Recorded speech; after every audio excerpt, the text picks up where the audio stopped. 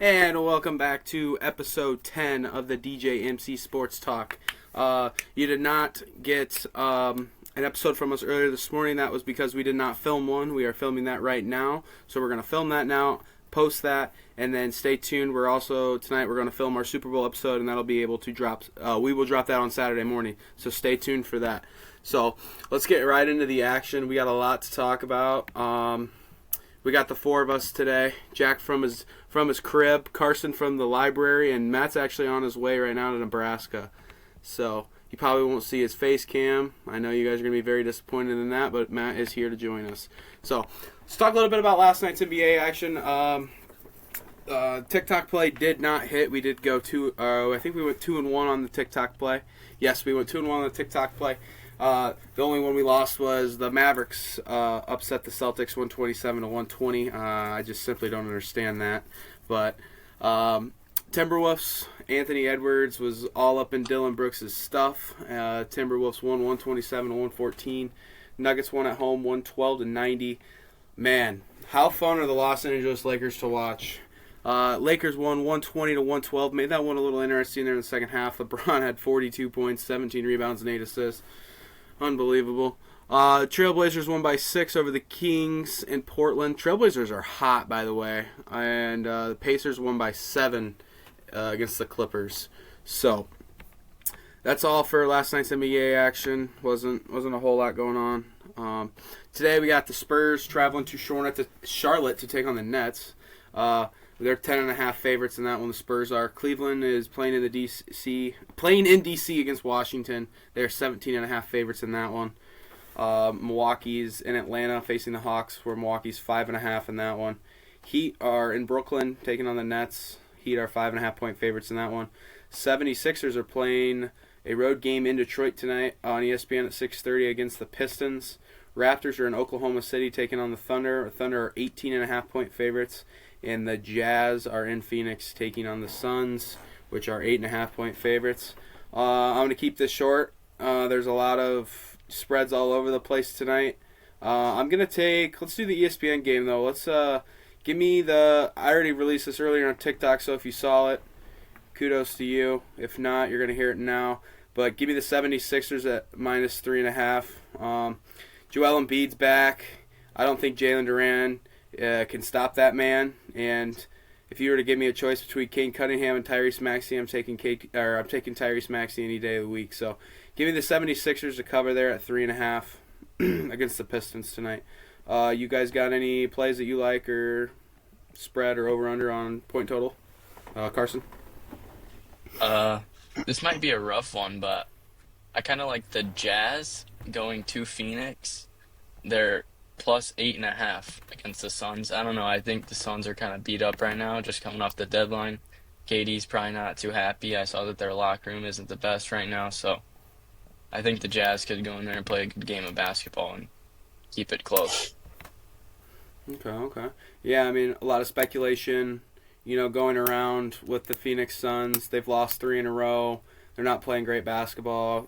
Things kind of spiraling all over the place. They were in the Jimmy Butler takes, and then they had a ton of phone calls about Kevin Durant. So, just the chemistry's thrown off there in that locker room. So I do like that pick ultimately. Jack, what you got? I'm gonna take Bucks to cover the spread. It's at 5.5 right now. Yeah, that was my second one. I think I was gonna do too. So I do like that pick. Milwaukee's been hit or miss a lot this year, but I think they'll get it done tonight. And then, Matt, your NBA pick for tonight. Can you hear me all right? Yep, audio's good. Yep. All right.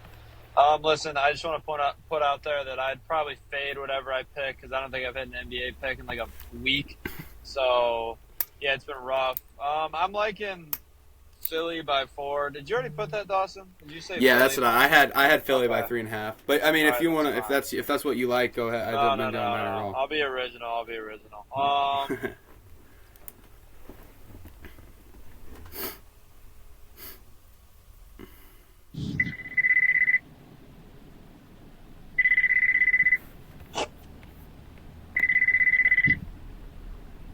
Matt, you there? All right. Well, he cut out.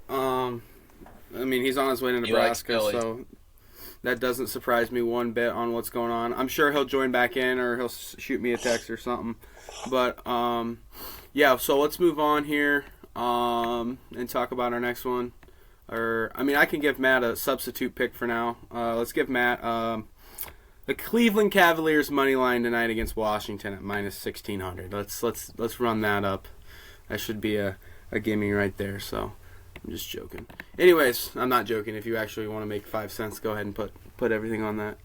All right. Well, moving on, we're going to talk a little bit about the NBA trades. I mean, there's a lot of guys that got traded. A lot of moves were done. So if we miss one, I'm so sorry. But if you find out that we missed one and you saw it, then you got the news anyways. So we'll start off with the Raptors trading Davion Mitchell to the Heat for P.J. Tucker and a second-round draft pick with some cash as well. This is an interesting one to me because Davion Mitchell, he is, of course, the brother of Donovan Mitchell, if you didn't know that. He's a young guard. He's a stud. I think he's going to be all right. I think the Heat did win that trade. P.J. Tucker, I mean, that guy's, his dog days are coming here sooner than later. Second-round pick and some cash. No big deal. The Bucks traded Patrick Baldwin Jr., which Matt was actually just talking about him the other day on the podcast, saying that he is a Wisconsin kid, was born and raised about 30 minutes outside of Milwaukee. So the Bucks traded for him and then ended up trading him to San Antonio for some cash. So that's just the business of the NBA, guys. The Suns trade Juraj Nurkic and a 2026 first-round pick to the Hornets for Cody Martin. Cody Martin, Vasilije Micic, and a 2026 second-round pick. Just some solid pieces for a banged-up Suns team. Micic has played some great minutes off the bench when LaMelo plays, and he's also played some really good minutes when LaMelo has missed some time. So he's a good player, solid player. Cody Martin's been playing a little bit more recently due to the fact Brandon Miller will be out for the rest of the year. So now his new role in Phoenix, I'm sure, he's only going to elevate from there. I think probably one of the more interesting trades, the Hawks traded DeAndre Hunter to the Cavaliers for Karis LeVert, Georges Niang, and 3 second-round picks and 2 swaps. I'm not going to say I didn't call that one because I did actually call that one. I knew Cleveland would go out there and try to grab another forward, another big-sized guy that could rebound and play some defense. Because if you watched the game the other night against Boston, they got exposed there. So that's a decent ad for the Cavaliers. Clippers traded Terrence Mann and Bones Highland to the Hawks for Boban Bogdanovic and 3 second-round picks. I mean, if you're into that, cool. Sounds like Matt's back. Sorry, I got a call. No, you're all good. I had to answer. No, yeah, all good. I'm just wrapping up some NBA these trades and then give the people your picks. So, Okay. The Grizzlies traded Marcus Smart and a 2025 first to the Wizards, which is a multi-team trade, which sends 2 second-round picks to Memphis. Marvin Bagley was also a part of this deal. Someone wanna? I don't have it jotted down. Where did Marvin Bagley go to Memphis? I want to say, or did he go to Washington? Or somebody could check that for me. That'd be I'm great. pretty sure it was Memphis. Yeah, Memphis. I think it is too. Yeah. Okay. So yeah, Marvin Bagley is also packing his bags and on his way to Memphis, which there's no better feeling than getting out of Washington and go to Memphis. Clippers trade Kevin Porter Jr. to the Bucks for Marjon Beauchamp. Just another interesting trade there. Pacers traded James Wiseman to the Raptors for cash. Nice. Pelicans traded Brandon Ingram to the Raptors for Bruce Brown Jr., Kelly Olynyk, a first round and 1 second-round pick. I did also mention Brandon Ingram's name. I did say the Rockets, though, not the Raptors. But I did see that the Raptors' name was in talks with them. So I don't know though what's going on with Brandon Ingram, because I saw something that he was not going to play and then he was out indefinitely. Let me see that real quick. Let me do a little thing on here real quick. Brandon Ingram is currently sidelined due to an ankle injury he suffered on December 7th against the Thunder. He has missed the last 21 games. So he will be set to be evaluated in 2 weeks. So he's going to be out until the All-Star break, maybe a little bit more. That was an interesting one to me because I don't know, Toronto is really not that great, but they go out and get a guy like Brandon Ingram to pair up with Scotty Barnes, which will be interesting to see once that happens. And then the Knicks sent Jericho Sims to the Bucks, and part of that Bucks Wizards deal that involved Middleton and Kuzma. I'm not sure what the Knicks got out of that or not. Probably some cash or maybe a pick or something. But the big one here was the Lakers traded Dalton Connect, Cam Reddish, 2031 first-round pick unprotected, and a 2030 pick swap to the Hornets for Mark Williams. This is a big one. This is the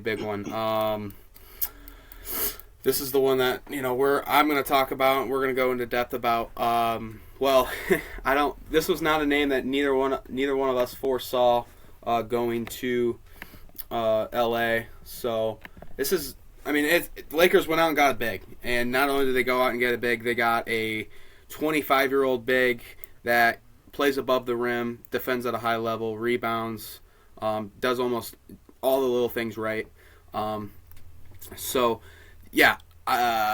me, it's at the point now where it's like the only thing that can beat the Lakers, I think, in the Western Conference is injuries. I really think the Lakers are just going to absolutely roll once they get all these guys back going. Now, I'm interested to see tomorrow Luka makes his debut with the Lakers and LeBron. I'm anxious to see how they're going to play because when LeBron went back to Cleveland in 2016, him and Kyrie, they kind of, it took them a little bit to find that, I would say, that chemistry between the two of them to then, get going. And everybody knows once it got going, they got going, and they won the finals in 2016 as well. So it's not a concern for me. I think watching the Laker games, seeing Luka on the bench, grinning ear to ear, everything is going great in Los Angeles right now. So I don't got anything additional to add. I think Mark Williams is going to be a huge piece for that team. And I have nothing else for that. Jack, Carson, Matt, you guys got anything you'd like to add additionally onto the Mark Williams trade there? Pretty much covered it. But Yeah, I Dalton like Connect it. Was kind of out of nowhere. I did not see Connect, a rookie, getting traded. Yeah, and I've seen some recent video of this trade didn't come out 30 minutes ago. This trade's been publicly announced for the last 36 hours or so, and JJ Redick and Dalton Connect kind of didn't really have a great chemistry. I've seen plenty of videos of JJ Redick going off on Dalton Connect and this and that. So I don't know if that was a concern, but I think Dalton Connect's going to be a really good player. I think he was one of the better players in that draft class. As he's showing this year, he looks to be as one of the better players in that draft class of last year. Matt, anything you'd like to add on the Mark Williams Connect trade? Yeah, I liked it for the Lakers. Obviously, I don't think anybody really saw it coming, but it makes sense, right? I don't know what the Lakers have done this season or this trade deadline is kind of remarkable because not only have they put themselves in a position to where they're in a spot where they can win now, but they're also building for the future in a sense. They have these guys now that are young and that they're going to be good for the next 5 to 10 years. So once LeBron leaves, all of a sudden now it doesn't look like it's going to be the end of the road for the Lakers anymore. So I think they had a phenomenal trade deadline. I love the move for the Lakers. Mark Williams is a really good big. He does have, funny enough, I found this very interesting. He has the highest standing reach in the NBA. He has a higher standing reach than over Wemby. Wemby. Which I found to be absurd. So that just kind of tells you, this guy, plays above the rim, like you said. They're going to be able to, Luka's going to have a field day throwing lobs at him. LeBron, same thing. Not only are LeBron and Luka great scorers, but they're also fantastic passers. So, I think, that move kind of completes it all for them. And it elevates them into, they absolutely feel like contenders. And like you said, they got to stay healthy. But I have no doubt that, this team's going to have really no problems, a couple of weeks from now, really seamlessly playing together. And, For the first time in a while, I think I'm actually excited to watch the Lakers play.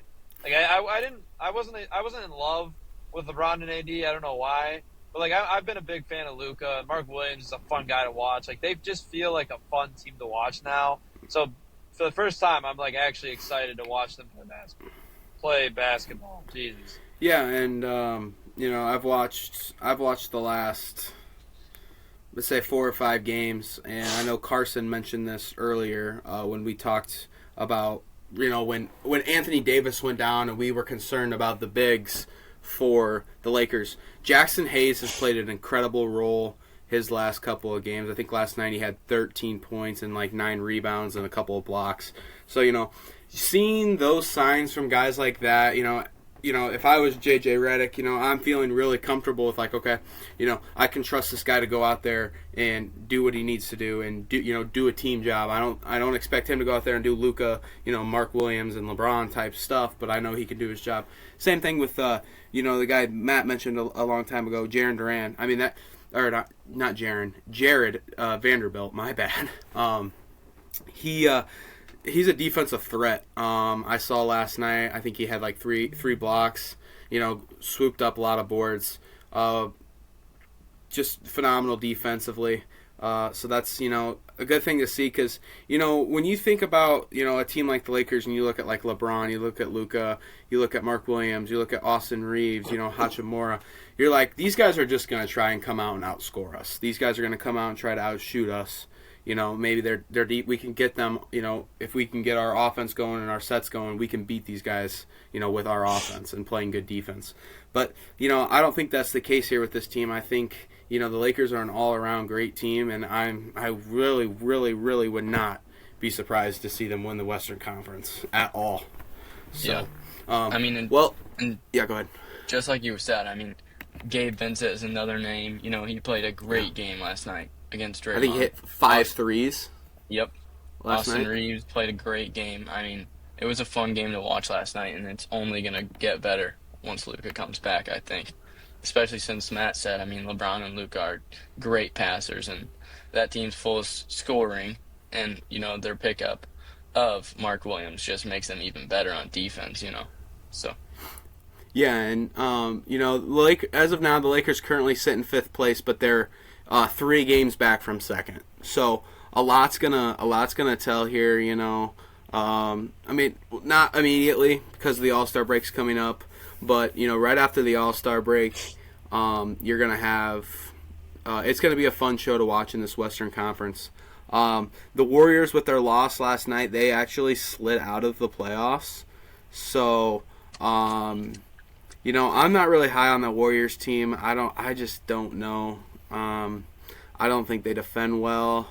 I think they really, truly only have, that one scorer in Stephen Curry. The other guys are kind of just there. But, the second half, if the Warriors play how they played the second half against the Lakers last night, if they play like that throughout the majority of the year, I could see them sneaking in the play-in. But I'm just not high on the Warriors. They started off 12-3 this season. And they're now looking at a game under 500 at 25-26, and I just want you guys to kind of put this in perspective here. When you look at the Golden State Warriors in their division, you got the Lakers, the Clippers, the Suns, and the Kings, and then it's the Warriors. The Warriors have won 1 game in their division. They have beaten, I don't know who it was, but they've won only 1 game in their division. You're talking about the Lakers, Clippers, Suns, and Kings. All 4 of those teams are in. The Lakers are in, and the Clippers, Suns, and Kings are all in the play-in. And Golden State's 1-10 against those teams. So that's concerning to me. They're beating the teams they need to beat. They're beating the Pelicans, they're beating the Jazz. That's good, but you're not going to play the Pelicans and you're not going to play the Jazz when you reach the playoffs. So, winning the big games for me is going to be the question going down the road for the Warriors. I'm sure the addition of Jimmy Butler is going to help out there defensively and offensively, giving them another scoring threat. So, I don't got anything else NBA to talk about. I don't think anything else has happened. LiAngelo Ball's performing tomorrow. Yeah. What a bum. All right. I want to say something real quick. Go ahead. All right. The fact that the Bulls did not trade Nikola Vukovic yesterday is an absolute joke. This guy, every single year he's been on the trade block since the Bulls have started to suck, and AK says no. I don't know if he's in love with them. I don't know if they got if Vooch has something on the guy, but he will not trade him for the life of him. And it's really starting to piss me off.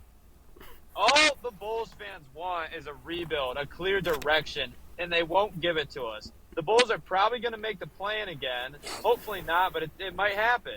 And if you make the play-in again, guess what? No draft lottery, AK, you idiots. This team sucks. The management sucks. Billy Donovan sucks. They're all clowns, all right? It frustrates the hell out of me that every deadline, everybody's on the market, and then nobody wants to trade for the guys. It's either that or the Bulls just aren't aggressive enough. I'm going to keep this short, but it's very frustrating that the Bulls, every press conference, AK goes, we're done middling. We want a direction. And you know who this all stems from? Jerry Reinsdorf, another guy who's benefiting off the Bulls having one of the most loyal fan bases in the entire NBA. The fans show up night in, night out for play-in teams, man. We're leading the NBA in attendance with play-in teams on the floor. And Jerry is the one walking out with his pockets full of cash. Like, fuck the city of Chicago. It's unacceptable. And I'm sick of it. I'm sick of the Chicago Bulls just not doing anything. Just blow it up one year and go get a high pick. I'm sick of this. I'm done now. I mean, yeah, you hit it on the spot. You know, I had that on a drop note here to talk about. You know, it was a surprise because I remember, you know, the episode we made the day before the trade deadline, you know, you said Vooch should be gone by tomorrow. And if he's not, then you're going to let us know. And, I mean, appreciate that, you know, your honest opinion and your honest thoughts on that. But, yeah, I mean, there's no direction in that Chicago organization. I don't think there's, you know, a direction in many things in Chicago outside of the Cubs. And, I mean, the Blackhawks are, I don't even know if you want to say starting to turn around. But, yeah. So, well. Absolutely zero direction. They're going to pick again in, like, the 9 to, 13 range. Like, what a joke. And on top of that, there was a report out that, like, the only trade suitors for Vooch were the Warriors, which is a joke. I don't know how the hell there's only one trade suitor for a guy who's, like, borderline, like, just below an all-star caliber player. Like, I think there's a lot of teams in the NBA that would love him as their starting center.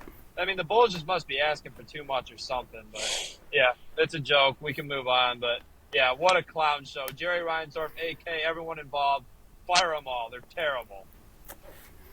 Yeah. So, well, we will move on, and we're gonna move on to a little bit of college basketball. Matt, if you wanna take over the floor from here, I think we'd talk about. I'm not sure what day of games they were. What day did Marquette play? Well, Marquette played. We talked about St. John's. We talked about all the Wednesday games. Obviously, Illinois lost to Rutgers. Do you want to talk about that briefly? Oh yeah. I do. I actually do. We got through most of the games other than that night. So yeah, you can talk about that, and then I'll talk about some of what's coming up this weekend. Yeah. So okay, I want to talk about Illinois men's basketball here for a second because. It's really starting to get to a point to piss me off. And, Illinois, I don't care what you say about them. I don't care who you want to blame. I don't care anything, okay? They flat out stink, okay? They are 7-6 in the Big Ten. They are 15-8 overall. We were talking, a little while ago, this was a top 10 team in March Madness. Well, we've found that out that they're not. You lose to USC by 10. You lose to Maryland by 21. You go to Lincoln, Nebraska. You can't beat a dog shit Nebraska team. And then Rutgers. I get it. Okay, they got two studs on that team. They got two probably top 3. In my NBA mock, I got Harper and Ace going 2-3. So, But I mean, outside of that, dude, they got guys that could. I mean, they're going to be janitors, legit janitors. So I mean, I don't know. This Illinois, it really pisses me off. I can't go on it a little bit longer because, you know, like Matt likes to say, I'll probably say something I probably shouldn't say. I probably already have said something I shouldn't say. But I mean, it's a joke. It's an honest to God joke. The team cannot shoot to save their lives. I mean, I'm just going to read you guys a couple of things right here. 6 for 28 the other night against Rutgers from 3. And then let's go to I think it was 2 days before. Let's go to Nebraska. When they played at Nebraska, they shot 10 for 42. I mean, if we're just going to chuck up threes, I mean, at least make them.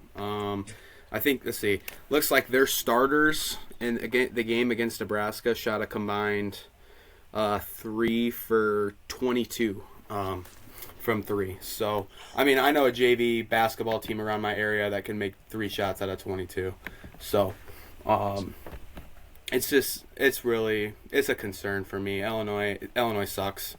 I don't think this team could beat Washington if they played them tomorrow, and that's saying something because Washington's not great.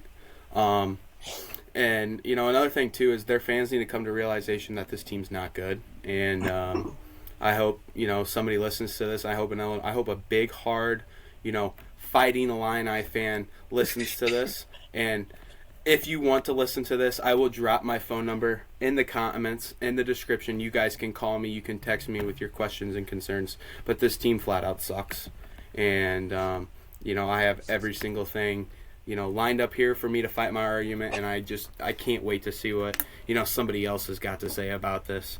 So, I mean, their solid wins were Arkansas. They beat Nebraska.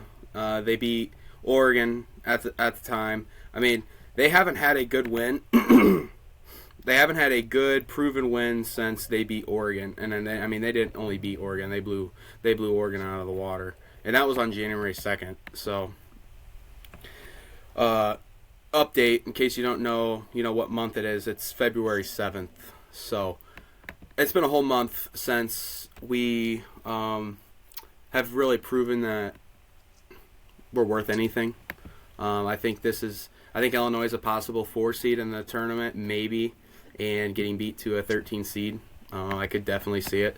So, you know, a Maryland Eastern or a Oakland Bears type of game, or maybe Little Rock, who knows. I don't got anything else to say. Matt, if you want to go about Illinois, go for it. If not, you can talk about somebody else. I just want to shout out. Just passed by the Port Byron Hillsdale exit. Shout out.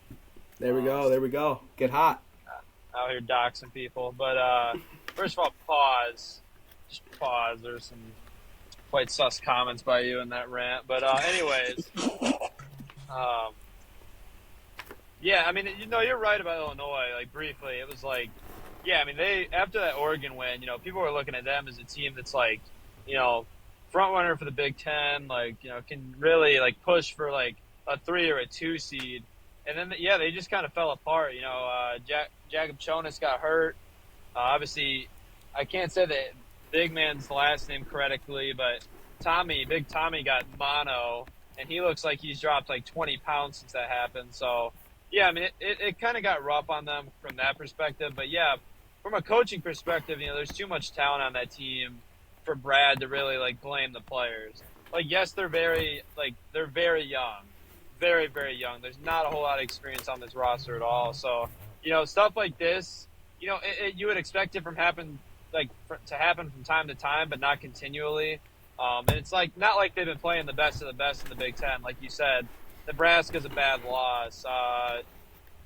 Rutgers is a horrible loss. Rutgers, yeah, that's a bad loss. Like, these are not great losses. So, yeah, it's, you know, they've definitely been losing too consistently, and I still believe in them long term. I think that they could be a second weekend team.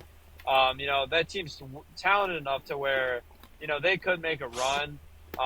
You know, what we've seen the past month would suggest that, but I don't know. The talent's still there. So, anyways, moving from Illinois.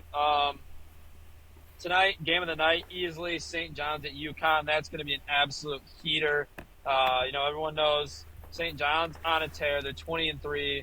One of the hottest teams in the country, man. They're playing so well. UConn's expected to get Liam McNeely back, their star freshman. When they do have him, they've looked unbelievable this year. When they don't have him, they haven't looked as great. But they're a team that's starting to figure it out. And when Liam McNeely comes back, all his absence did was give players like Solo Ball and Hassan Diarra, Samson Johnson. It gave players like that time to shine. And you gave this team time to figure out how to continue to function without their best player on the floor. And what happened? They go to Marquette and beat a top 10 team on the road. So, it's a beautiful game. It's a beautiful game for the Big East. It's going to go a long way in, determining some seed lines and determining, the standings in the Big East. So that's a fun one. Other than that, USC travels to Purdue. I believe USC is going to be without Desmond Claude in that one. So I would expect a win from Purdue there. Briefly on tomorrow, another loaded day in college basketball. You got Marquette traveling out to Creighton, as am I. That's going to be a good one. Creighton has won 8 games in a row. They have not lost since January 3rd when they lost at Marquette. They've won 8 straight after that. Brian Kalkbrenner's playing like an All-American again. That's going to be a great one. Marquette's, they're struggling. 2 losses in a row, so that'll be a good one. Yeah, Kentucky going to Tennessee going to Oklahoma. That'll be a good game. Oregon traveling to Michigan State. Michigan State's trying to bounce back after that tough loss to UCLA. Iowa State, who's on a 3-game skid of their own, got TCU walking in. They're going to try and bounce back. Michigan travels to Indiana. Indiana's got some real problems right now. Mike Woodson, turmoil in the coaching. Indiana's struggling a bit. Texas A&M and Missouri is going to be a great game down in Columbia. That'll be a banger. Florida going to Auburn. That's going to be a good one. That might be game of the day. That's going to be a lot of fun. Somebody's got to knock off Auburn. They're 21-1. They've been unbelievable this entire season. They've got a massive target on their back. We'll see if Florida steps up to the occasion and is the one to get it done. Mississippi State goes to Georgia. Did I lose you guys? No. Mississippi State goes to Georgia. And I think that's about it. Duke at Clemson should be okay. Texas Tech at Arizona. Whoa, I did not see that game. That's going to be a fun one as well. I'm looking forward to that. Overall, tomorrow is just another great day in college basketball. I've been so bad on picks lately. I'm just going to give you one, and we'll do that maybe at the end of the show, or I can do it at the end of this segment. Doesn't matter to me. But, another great day of college basketball, man. I'm pumped. It's going to be a fun one. And we just lost somebody. We just lose Dawson? Yeah, we just lost Dawson, but that's all right. If you want to go ahead and give that pick, Matt. Yeah. Let me look at spreads real quick. Give me Arizona by 2.5. It's the last game of the day, so you're going to be waiting a minute. But Arizona, last game of the day, they're a hot team. They're riding the wave of that crazy three-quarters full-court shot. Give me them by 2.5 at home against Texas Tech.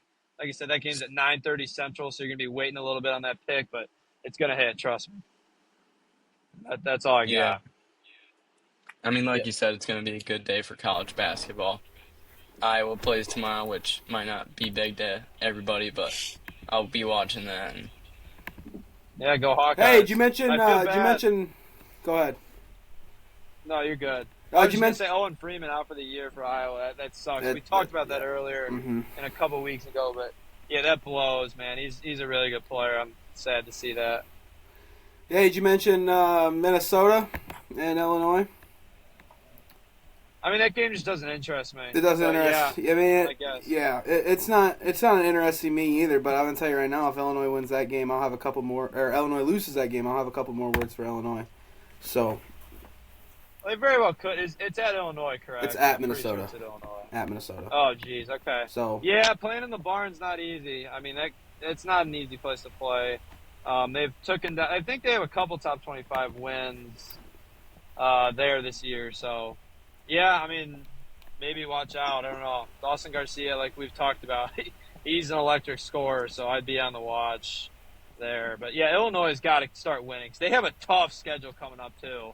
Like, their schedule the rest of the way is not easy. So they've got to. That's a game that they've got to win. They just have to. I'm declaring it a must-win for Illinois. Heard it here first. And I mean, it's just concerning because, you know, I don't want to be repetitive or anything, but you lose the games that you're supposed to win, and then you go and, you know, I think they have like I think their last 7 games in the year, they played Michigan State, Wisconsin, Duke, Iowa, and I mean, Iowa hasn't had the greatest year, but Iowa, Illinois, they want to beat you so bad. They don't care if they win one game all year and they beat Illinois. That's the game they want to win.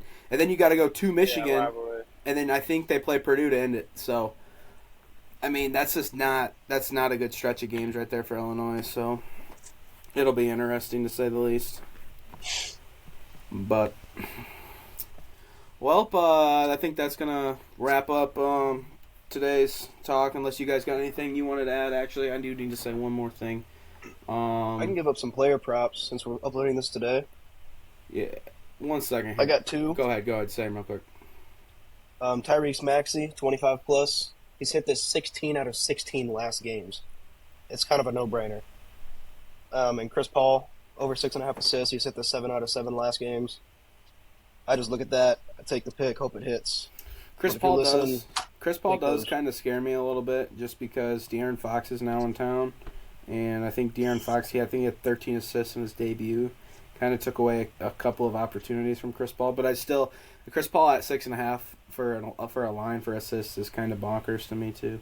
One little MLB note here. It looks like Connor Joe is headed to the Padres. So, congratulations to him and his family. But, well, Congrats to his family. It's going to wrap it up. So, all right. I heard his family died. All right. Well. No, I'm joking. Yeah. Matt's bored. Okay, he's got a long car ride. He's got a lot of stuff.